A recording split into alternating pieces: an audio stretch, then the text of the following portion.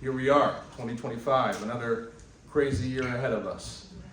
My name, as Doug said, is Jonah Orion Wheeler, and I was born in Keene, in a bathtub in Keene in 2003, March 1st, and I was born 16 days before President Bush went on the television screen in the Oval Office to announce that the United States of America would unilaterally, based off of a lie, invade a sovereign nation, Iraq.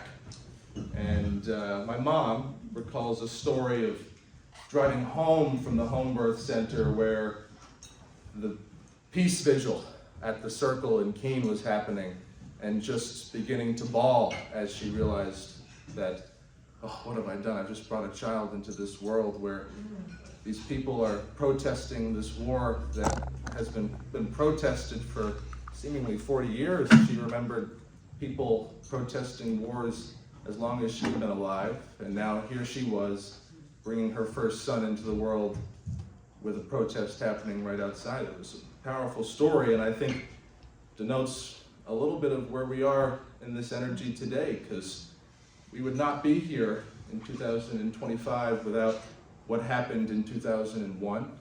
And really, before I get into that, let me just say that my family, we grew up in an interesting situation. We were starting in Jaffrey, moved around all across this state, Nelson and Lincoln and Hollis and the Seacoast, and all across this state, moving around every few months, with a stint in Kent, Washington, right outside of Seattle, and a little bit in Maine. My family grew up extraordinarily poor, and my single mother, Rebecca Ann Wheeler, did everything that she could in her power with the community that she had and the skills that she had as a master chef taught by Hiroshi Hayashi. Some of you might remember Latte Carta. Yes, that is worth a clap. God rest Hiroshi. And we made it work, because human beings make it work, they're adaptable. But what we went through as a family, as a community, what I went through as a child was unacceptable.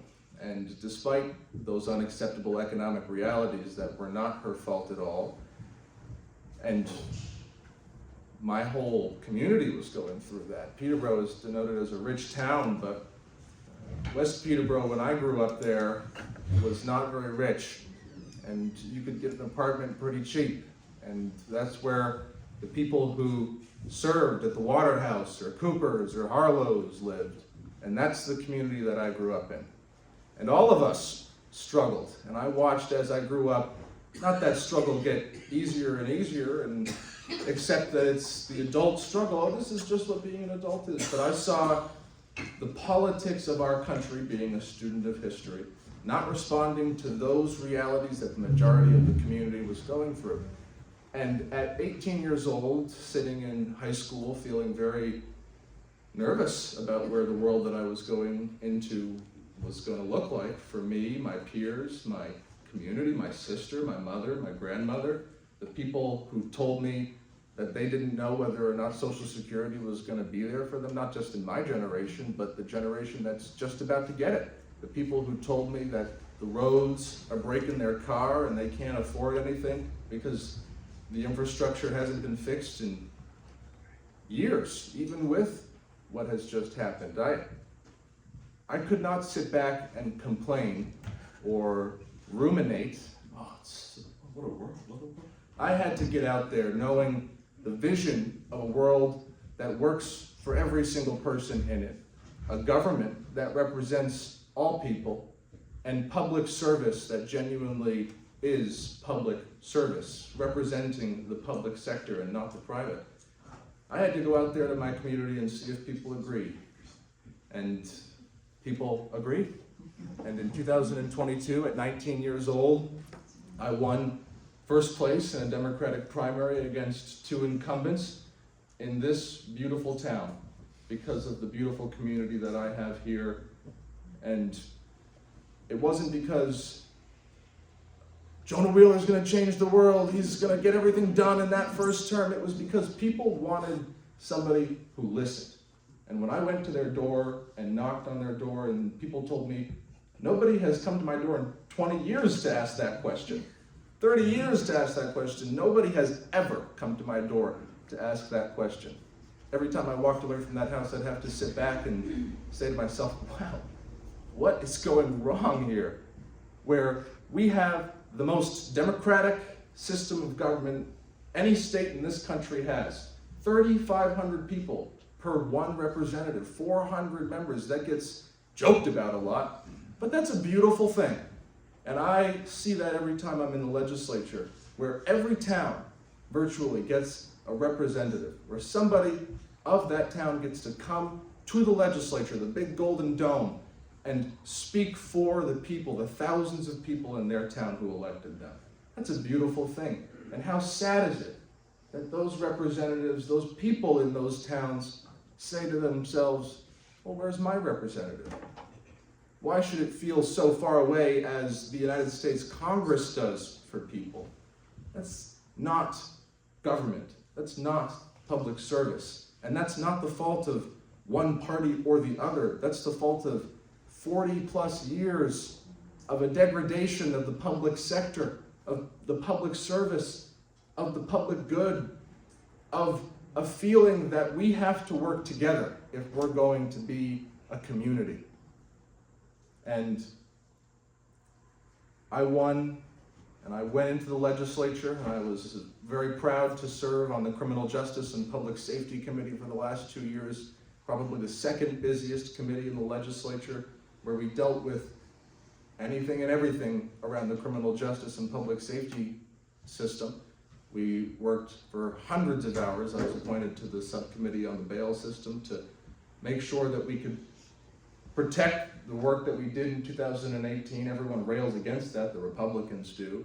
But what we did in 2018 was a beautiful step forward to make sure that nobody is arrested or held in jail without a conviction just because they can't pay to get out of jail.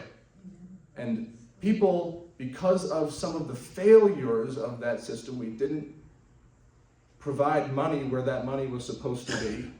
The criminal justice system's off of paper notes and running as if it was the 1980s. There are problems with the criminal justice system, but those problems and the effects of them are being used to try and roll back some of the good efforts that we did in 2018. And we spent hundreds of hours working in the last session in a bipartisan way. The legislature was virtually tied at 201 Republicans and 197 Democrats. Each committee was tied, each subcommittee virtually was tied. And we held the line and were able to get money to fix some of those holes in the system, an extraordinary bail compromise that passed the legislature. And we worked very diligently when women prisoners came before our committee to say that their sheets, their garments were stained with horrific tales of what they were stained with. We addressed that bipartisanly as a committee and said, here are some genuine money and a new law to make sure that those garments are going to be clean. Because despite the fact that you're incarcerated, you're still a human being, and you deserve the basic dignity of your humanity. There's a lot of issues in this state, and in the last 2 years, it was an honor to get to serve in the legislature where we were able to work despite what the media and what a lot of us are led to believe in a bipartisan way. As human beings, I didn't look at another representative as a Democrat or a Republican. I didn't ask, are you a Democrat or a Republican before I got them on my bill. I looked at them as the representative of whatever town gave them the mandate to come to Concord and serve. And we were able to get a lot done. Myself, I was on 13 pieces of legislation that made it to the governor's desk. A lot of them were signed into law, some of them bounced back, some of them we got through a veto. Legislation as minor as fixing some of the physical therapy laws to make it so a specialist could refer you before there was an arbitrary time limit on where a specialist could refer you in, a mistake of statute that we were able to fix and pass through pretty quickly and easily, to something as macro as working extraordinarily hard with a bipartisan special committee on education funding to pass in a bipartisan way $205 some odd million for our public schools through the House of Representatives, something that hadn't happened in a long time.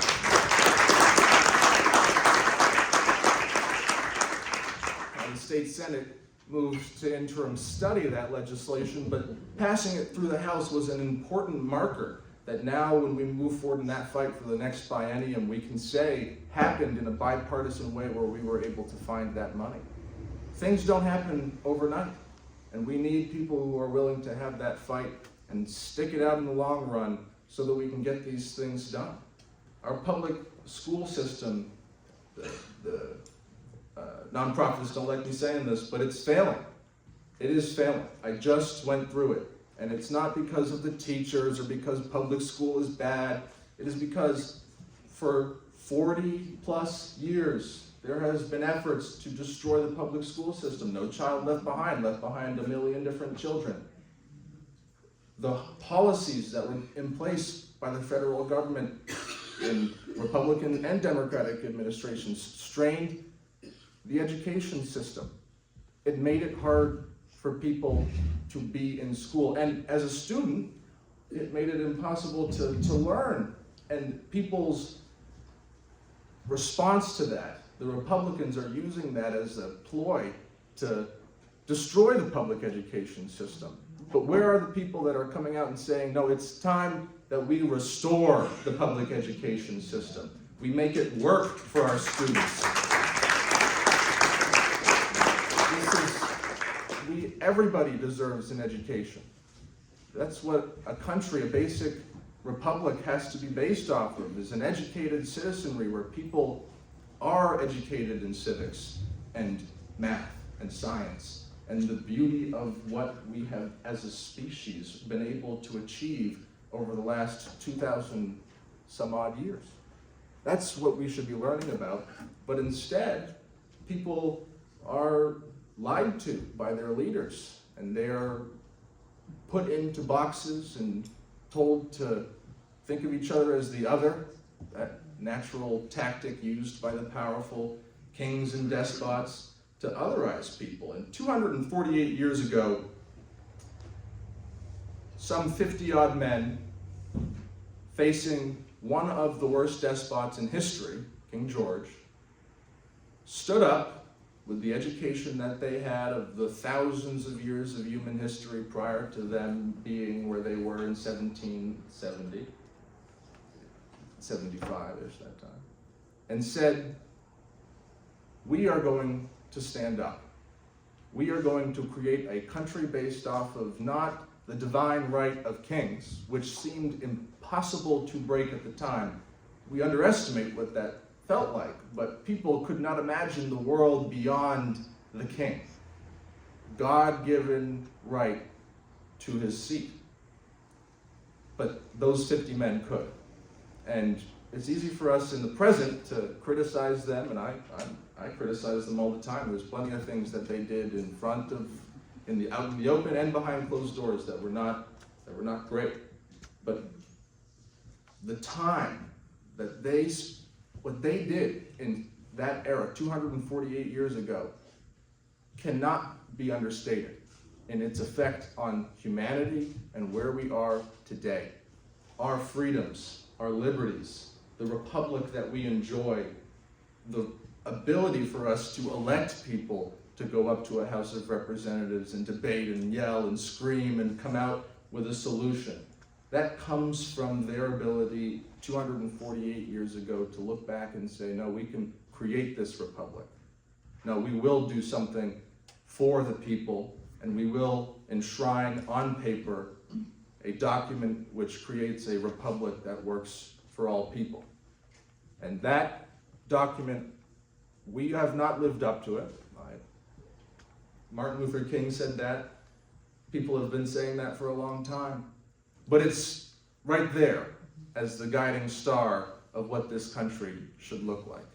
And I think a lot of us, especially our leaders, have lost the connection to those founding documents. I'm sad to say I I don't think many of my colleagues have even read the United States Constitution or the founding documents in a long time, maybe since high school. And some of their arguments, you can tell, are totally not based in what the spirit of this country is. And that's what happens when we lose our history, when we forget where we came from. We don't know where we're going to.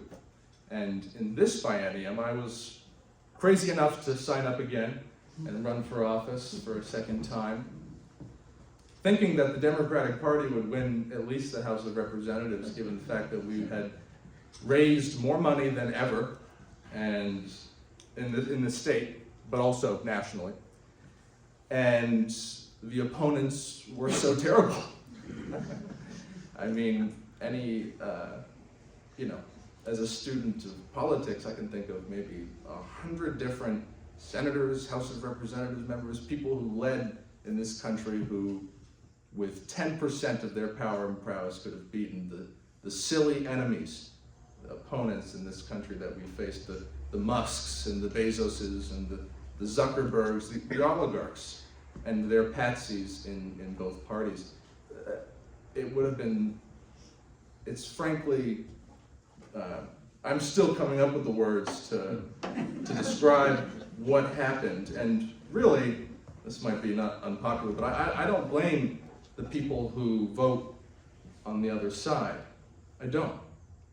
They're angry. This country is angry because, as I described, over the last 70, 80 years, well, for 82 years we haven't declared war, but we've been in war. Ask people who served in Korea or Vietnam or Iraq both times, or Syria or Lebanon, or the people that are out there in the Middle East right now getting bombed by Al-Qaeda terrorists, and then the other people who are in another place in the Middle East working with the Al-Qaeda terrorists. People are sick and tired of this government. They feel lied to. They feel disrupted because they have been lied to and disrupted. Their economic reality is a farce. It's based off of complete lies. This isn't a lack of money. It's a distribution of resources issue. It's not a lack of government. It's the fact that we don't have a government. This is a deeper issue than Donald Trump is a very scary and gregarious person and he goes out and says crazy things. He does, and he is.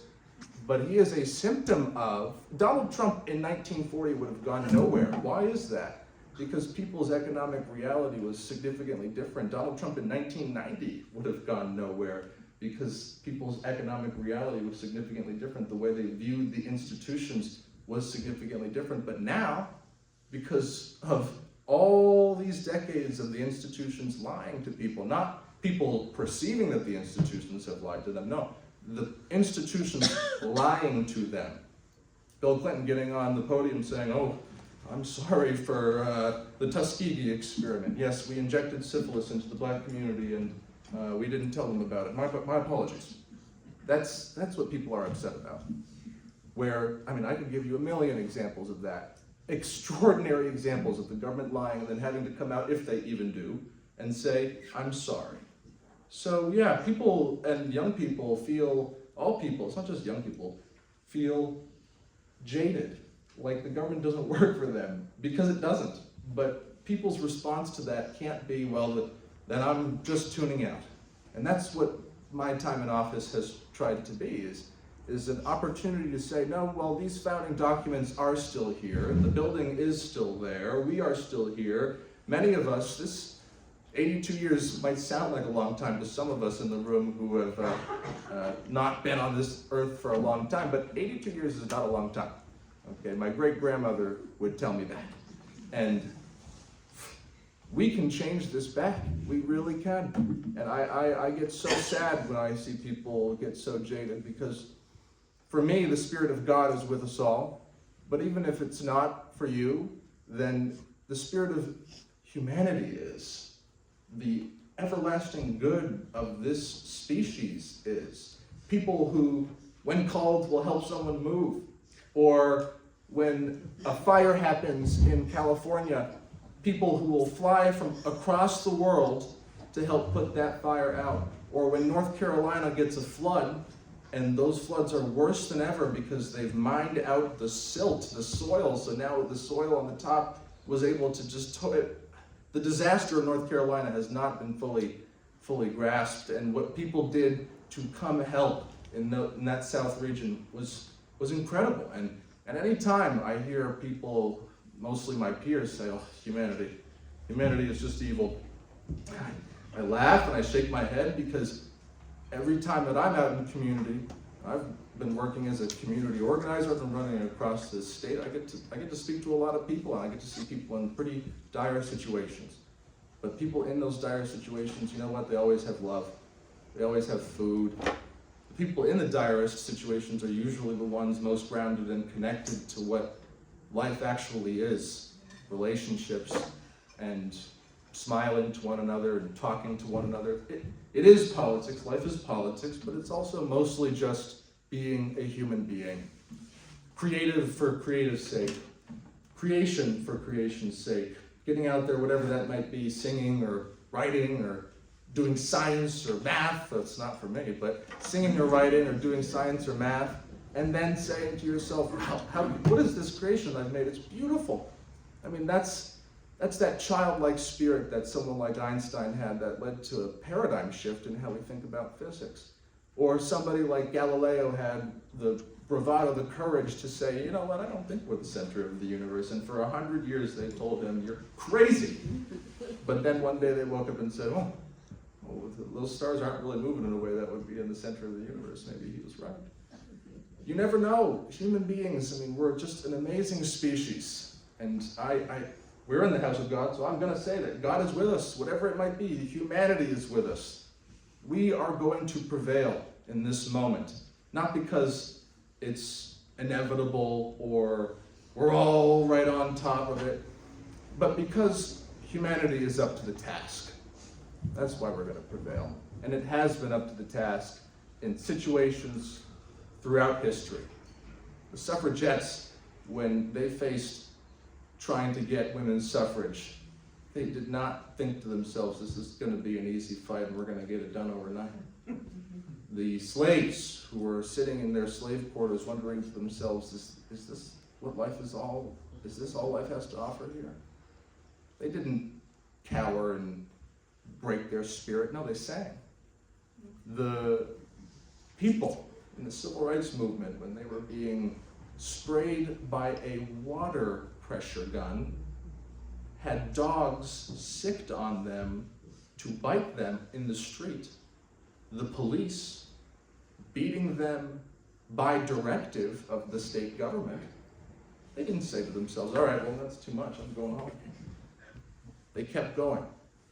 And they fought until people were integrated. And here we are today in a world where a 19-year-old kid with dreadlocks and melanated skin in a town with maybe 98% white people can get elected to the State House.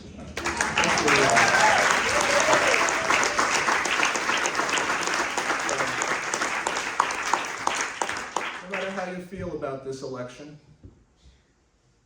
we are going to win.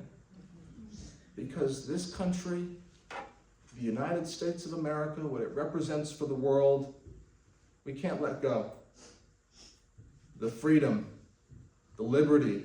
Yes, we've done some horrible things, but you know what? Go across the world, listen to what those people say. They don't blame us. They are educated because they have public education systems over there. They know who was at fault here, and they know what's going on here on the ground. Our poisoned food, our poisoned water, our poisoned air. They know how sickly the American people are, and they don't blame us. They're just asking us to stand up and make ourselves healthy. They're asking us to stand up and say, no, we can unite this world around peace. Not destroying sovereignty, but embracing it. Not destroying culture, but embracing it and living amongst each other on this planet in grace and compassion and with the spirit of humanity. I know we're going to do it because I see it in the eyes of everyone I meet, and no matter how hard it is, we'll have the spirit of the ancestors that brought us here to this moment. And no matter how depressing it is, we will stand up with our back up straight and our voice on fire to say that this is our world and we're not letting it go. Thank you all very much.